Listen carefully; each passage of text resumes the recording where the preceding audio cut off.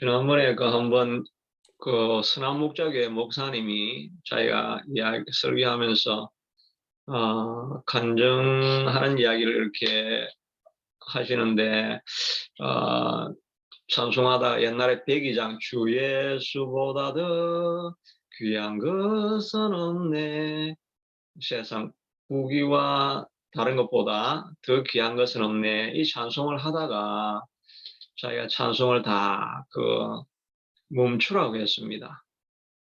근데 정말 주 예수보다 더 귀한 것은 없네, 세상 것, 세상 부귀와 영화 그것보다 더 귀한 것은 예수님입니다. 근데 찬송을 하는데 자기가 아무리 생각해도 이 가사하고는 아무런 비슷한 마음도 같지 않아하면서 찬송으로는 주 예수보다 귀한 것이 없네, 세상 부귀 영화 다 버렸네, 이렇게 하니까 너무 이 위선적인 찬송이 되는 거죠. 그런데 우리는 가사 찬송할 때 그런 거 생각도 안 하고 하지 않습니까? 그냥 있으니까 그냥 하는 거지. 근데 듣는 사람 입장에서는 얼마나 그게 기분이 나쁘겠습니까? 정말 자기도 사랑하는 마음은 하나도 없이 좀 도와달라고 하는데도 도와주지도 안 하고 이러면서 앞에서는 나는 당신을 사랑합니다, 당신은 내 인생의 가장 고귀한 존재입니다, 이러면 듣는 사람이 상당히 기분이 나쁘겠죠. 이건 정말 듣기 싫은 소리가 되겠죠. 마찬가지로 우리 찬송도 할 때 마음을 담지도 안 하고 그냥 습관적으로 이렇게 하나님 찬양, 하나님 영광 이러면서 자기 생각을 하나도 들여가지고 있지 않으면 듣는 사람이 얼마나 이제 기분이 나쁘겠습니까? 그러니까 때로는 찬양이 하나님을 영광을 돌리게 하는 것인데 하나님을 엄청 기분 나쁘게 하는 게 찬양이 될 수가 있죠. 차라리 안 하면 괜찮은데 하면서도 자기는 자기 할 거 다 하고 중요한 거 다 챙기면서 세상 부귀 명화보다 주 예수보다 귀한 것은 없네, 이렇게 하면은 듣는 사람이 하나님이 얼마나 기분이 나쁘겠어요. 그렇게 하는데 우리가 그냥 습관적으로 그렇게 하는 것입니다. 그런데 정말 마음에 하나님의 임재를 체험하고 이런 순간 속에서는 그런 찬송을 도저히 부를 수가 없죠. 어떻게 하나님의 임재가 이 앞에 있는데 자기 일은 더 중요한 걸 다 챙겨놓으면서 예수님만이 가장 중요한 것입니다, 이렇게 하라고 하니까 도저히 찬송을 자기가 할 수가 없는, 그래서 찬송 1절만 하고 멈추자고 이렇게 했습니다. 그리고 나서 이제 정말 이 가사에 있는 것처럼 주 예수보다 더 귀한 것은 없네, 세상 부귀와 명예도 예수님보다 더 귀한 것은 없네, 그렇게 고백할 수 있는 사람만 찬송을 하라 그랬습니다. 근데 아무도 그 찬송 음악은 반주는 계속되는데 아무도 찬송하는 사람이 없죠.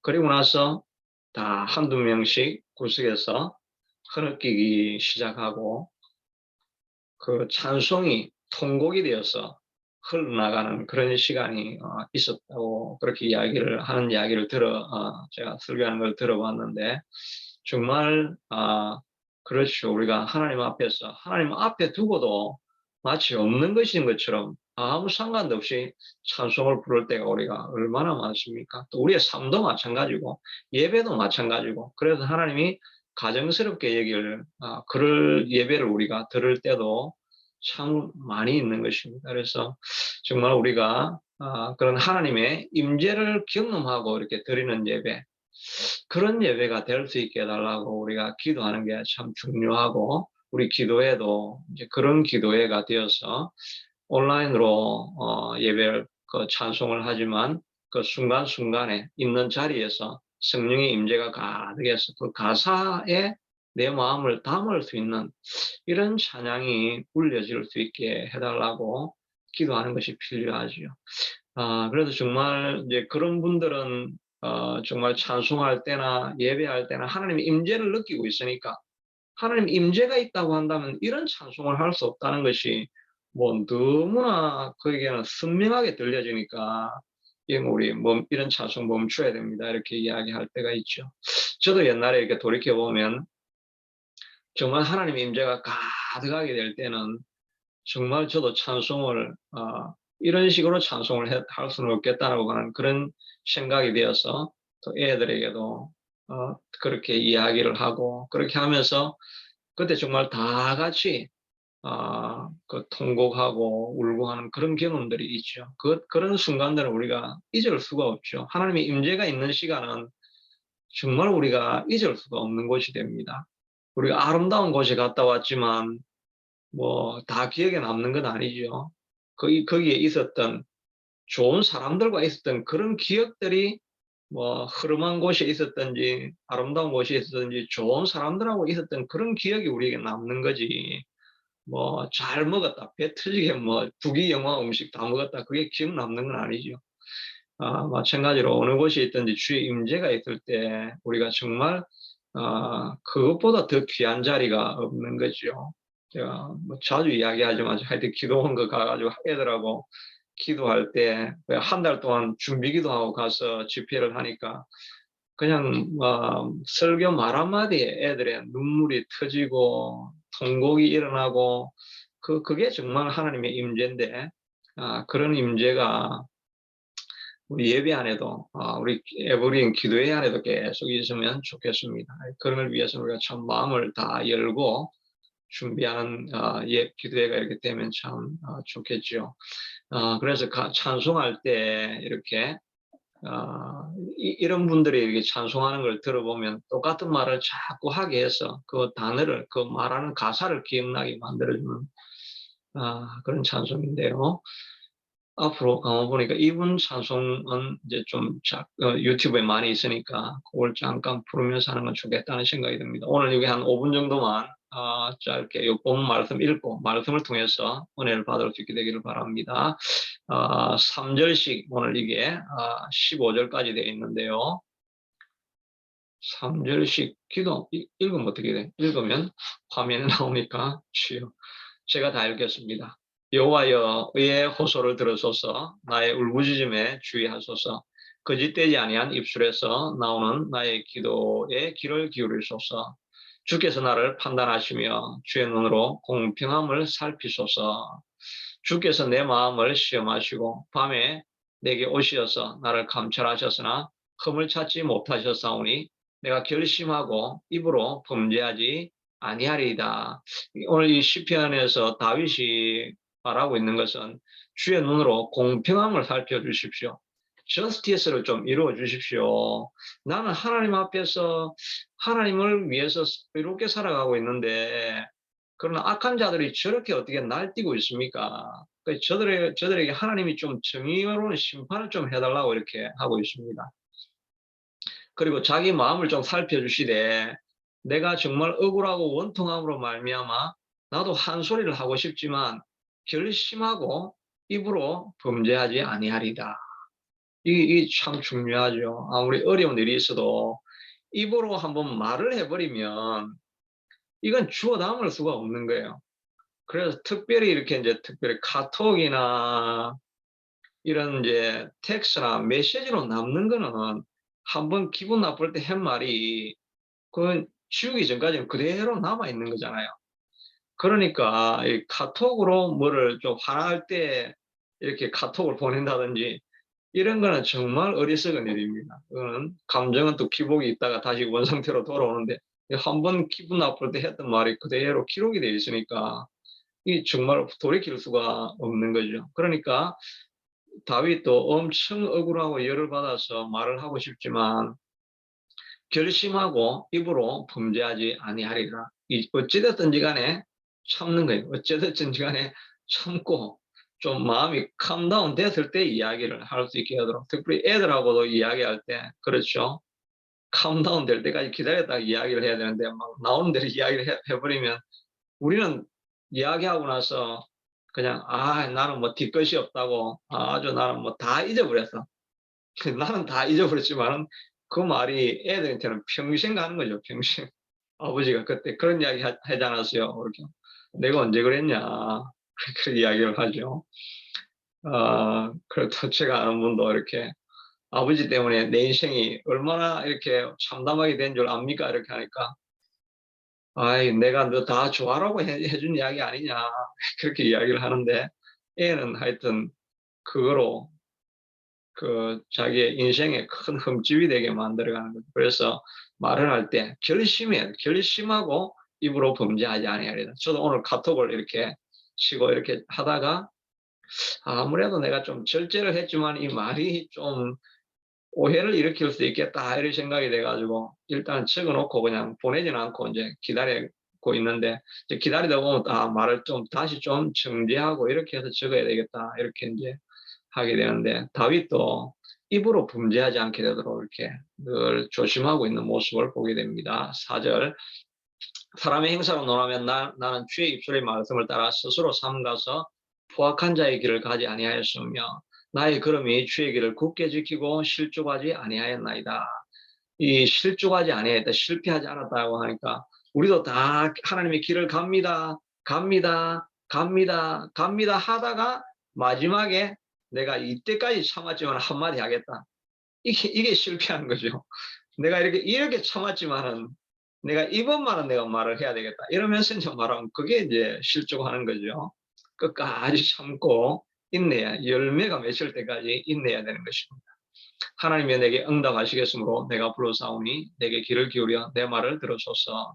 죽게 피하는 자들을 그 일어나 치는 자들에게서 오른손으로 구원하시는 주여, 주의 귀한 사랑을 나타내소서. 어려움이 있을 때 우리가 제가 뭐 자주 했던 이야기죠. 그 뭐 발설을 해야 되는데 하지 않으면 속에 있으면 위장이 다 썩는다 그랬죠. 그러니까 소리치면 심장병이고, 소리 안 치고 내가 묻어두면 내가 속이 다 썩고, 그러니까 우리가 뭐 어쩔 수 없는 그런 상황인데 우리가 참고 해야 될 일은, 다윗은 참고 있다가 하나님이 응답하시니까 내가 하나님께 부르지 않습니까라고 하면서 하나님 앞에 다 토해내는 거죠. 이것이 우리가 구원으로 이끌어가는 것이 길입니다. 나를 눈동자같이 지키시고 주의 날개 그늘아 감추사 내 앞에서 나를 압제하는 자들의 악인들과 나의 목소리를 노리는 원수들의 손에서 벗어나게 하소서. 계속 기도하고 있습니다. 그들의 마음은 기름에 잠겼으며 그들의 입은 교만하게 말하나이다. 이제 우리가 걸어가는 것을 그들이 애워싸서 노래보고 땅에 넘어뜨리려 하나이다. 사단은, 예수님은 구름 타고 오고 사단은 무엇을 타고 온다 그랬죠? 사단은 뭘 타고 옵니까? 사단은 틈을 타고 온다 그랬죠. 그래서 에베소서에 보면 너희가 분을 내어도 죄를 짓지 말며 그리하여서 사단이 틈을 타지 못하게 하라 그랬죠. 틈을 타고 오는 것입니다. 그러니까 우리가 이 사단이 올 수 있는 틈을 자꾸 주지 않아야 되는데, 이 어디서나 그들은 걸어가는 것을 그들이 에워싸고 노려보고 땅에 넘어뜨리려 하나이다. 어디서 다 숨어 있다가 어제 앞에 있는 본문에서는 가만히 숨어 있다가 활을 쏘아서 우리를 어, 노린다 그랬죠. 언젠가 얘가 분노함 해가지고 언젠가 뭔가 아마 유혹에 빠져서 실수할 때 그때를 딱 노려보고 있다가 와가지고 완전히 무너지게 하는 게 사단이 하고 있는 일입니다. 그러니까 범사에 우리가 사단이 틈을 타지 못하도록 사단을 대적하고 우리의 마음을 하나님께로 늘 두고 있는 것이 필요합니다. 그런 그 움킨 것을 찌저리하는 사자 같으면 엄밀한 곳이 엎드린 젊은 사자 같으니이다. 이 지금 이야기하라면 다윗에게는 원수지만 오늘날 우리는 영적으로는 사단이 하는 일이죠. 우리가 한번 넘어지기 시작하면 그냥 우리를 꽉꽉 밟아가지고 절대 일어나지 못하게 하는 것이 사단입니다. 그러니까 우리가 이 사단을 이기려고 하면 하나님의 말씀이 있어야 되죠.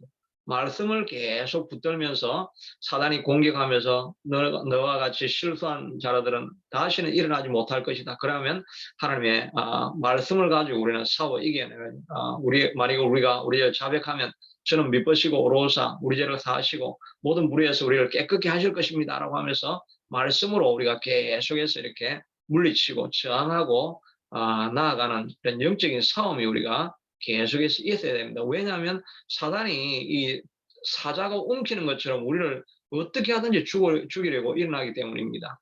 여호와여 일어나 그를 대항하여 넘어뜨리시고 주의 칼로 악인들에게 나의 영혼을 구원하소서. 여호와여 이 세상에 살아있는 동안 그들의 분깃을 받는 사람들에게서 주의 손으로 나를 구원하소서. 그들은 그의 재물로 배를 채우고 자녀로 만족하고 그들의 남은 산업을 그들의 어린 아이들에게 물려주는 자니이다. 그러니까 이 이 사람들은 악한 사람들인데 얼마나 잘 되느냐니까 재물로 자기 배를 채울 뿐만 아니라 또 자녀들을 만족시키고 그 남은 재물들은 그 손자들에게까지도 다 물려주게 그 집안이 다 잘 되는 것입니다. 그러니까 악한 사람들이 잘 되는 것을 볼 때 그 우리의 마음에 분노하는 이런 마음들이 일어나죠.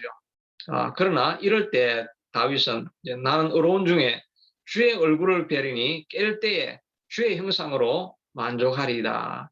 세상이 내 뜻대로 다 안 돌아가고 또 오히려 악한 자들이 잘 되고 있고 이럴 때 억울한 마음이 들 때 우리가 할 수 있는 일은 주님께로 가는 것입니다. 그래서 주의 얼굴을 볼 때에 하나님으로 만족합니다. 이런 고백을 할 수 있어야 되는 거죠.